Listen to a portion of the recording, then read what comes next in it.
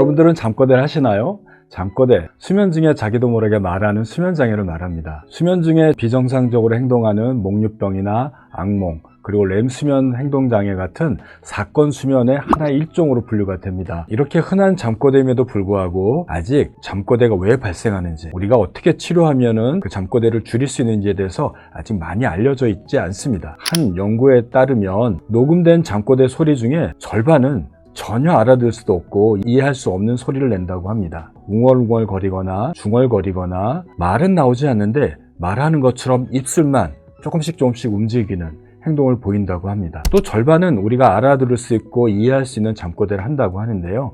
일반적으로 깨어있을 때 다른 사람과 대화하는 것과 많이 비슷하다고 합니다. 잠꼬대는 낮에 있었던 감정이 수면 중에 뇌에서 처리되면서 나타나는 현상이지 않을까 하는 생각은 듭니다. 하지만 잠자는 중에 말하는 내용이 정말 진실된 내용인지 속마음을 얘기를 하는 건지에 대해서 한 연구도 있었는데요. 잠꼬대의 말은 최근에 있었던 일, 이전의 대화와 어떤 연관관계도 없다는 게 연구에서 밝혀졌습니다. 이 잠꼬대가 꿈과 직접적인 연관관계도 없는 걸로 확인되어서 혹시 잠꼬대에서 들은 말이 진실이라고 믿고 서운해하고 화내지 마십시오. 대부분의 잠꼬대는 무해합니다.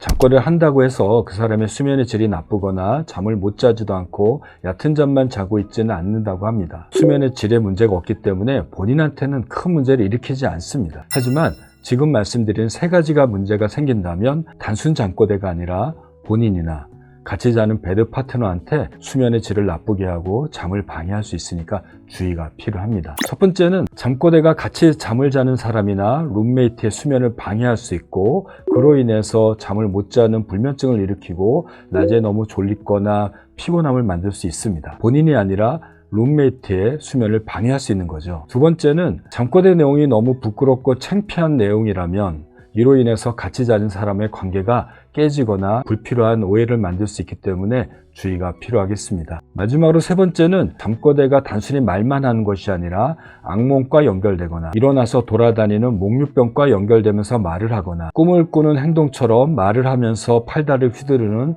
렘수면 행동장애와 같은 다른 사건 수면과 연결돼서 발생하는 경우에 본인이 다칠 수도 있고 이런 목류병과 렘수면 행동장애로 인해서 본인의 수면의 질이 떨어질 수 있으니까 이런 경우에는 전문적인 치료가 필요합니다. 잠꼬대가 왜 생기는지 아직 정확하게 알려져 있지 않습니다. 대부분의 경우에는 그 원인을 찾을 수 없지만요. 한 쌍둥이가 잠꼬대라면 반대편의 쌍둥이에서도 잠꼬대를 하는 경향이 많은 걸로 봐서는 유전적인 요인이 관여하지 않을까 생각되고 있습니다. 정신적인 문제로 인해서 스트레스가 많거나 외상 후 스트레스 장애가 있는 사람들, 불안 장애가 있는 사람들한테 잠꼬대가 많이 발견되는 것은 잘 알려져 있습니다. 하지만 단순히 잠꼬대를 한다고 해서 그 사람이 정신질환과 꼭 연결되어 있거나 정신질환을 앓는 것은 아니니까요. 큰 오해가 없기를 바랍니다. 잠꼬대를 어떻게 하면 멈출 수 있을까요? 우선적으로 건강한 수면 위생, 건강한 수면 습관을 잘 지키는 것이 좋습니다. 잠꼬대는 깨어있는 각성과 잠을 자는 수면이 혼합되어 있어서 비정상적인 상태로 이해합니다. 정상적인 수면 패턴이 방해받기 때문에 일관되고 안정적이고 좋은 수면 습관을 지속적으로 유지한다면 자다가 깨지 않기 때문에 잠꼬대나 사건 수면이 발생하지 않고 예방하는 데 도움이 될 수 있습니다. 첫 번째는 주말을 포함해서 매일 정해진 시간에 자고 정해진 시간에 깨는 겁니다. 하루나 이틀이라도 잠자는 시간이 뒤로 밀리거나 앞으로 당겨지게 되면 본인의 일주기 리듬이 1시간에서 2시간 변경하게 되니까요. 가능하면 같은 취침 시간과 기상 시간을 유지하시기 바랍니다.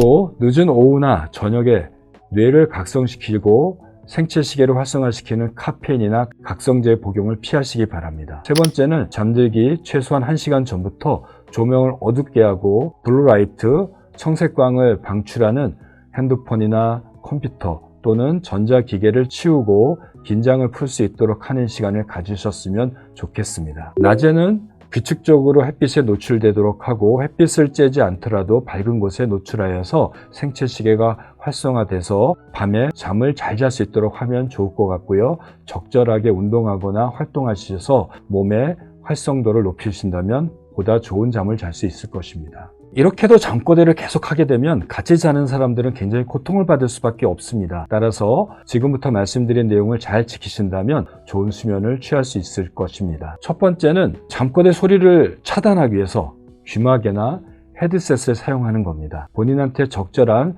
귀마개를 사용해서 잠꼬대 소리를 줄여보시는 것은 어떨까 싶고요. ASMR 소리를 켜놓음으로써 잠꼬대 소리를 막아내고요. 안정적으로 배경소음을 생성함으로써 이 소리 때문에 본인의 긴장이 완화가 돼서 잠을 자는데 도움이 될 수 있습니다. 이렇게도 안 된다면 잠자리를 따로 쓰는 겁니다. 본인의 야간 수면에 방해하지 않도록 할 수 있습니다. 잠꼬대뿐만 아니라 목류병이나 렘수면 행동장애가 동반될 수 있고, 잠꼬대와 함께 심한 코골이나 습관적 코골이가 있거나 수면 무호흡증이 동반되는 경우에는 단순한 잠꼬대가 아니라 본인의 수면의 질을 방해하는 수면 장애가 있다는 것이고요. 더 나아가서 잠꼬대한 후에 낮에 너무 졸리고 피곤하고 업무에 집중하기가 어렵다면 본인의 수면의 질이 떨어진 것이니까, 이럴 때는 단순한 잠꼬대가 아니라 잠꼬대를 일으킬 수 있는 다른 수면 장애를 찾아내야 되니까요. 수면 전문의의 진료와 상담이 필요합니다. 오늘 말씀드렸던 내용을 잘 지키신다면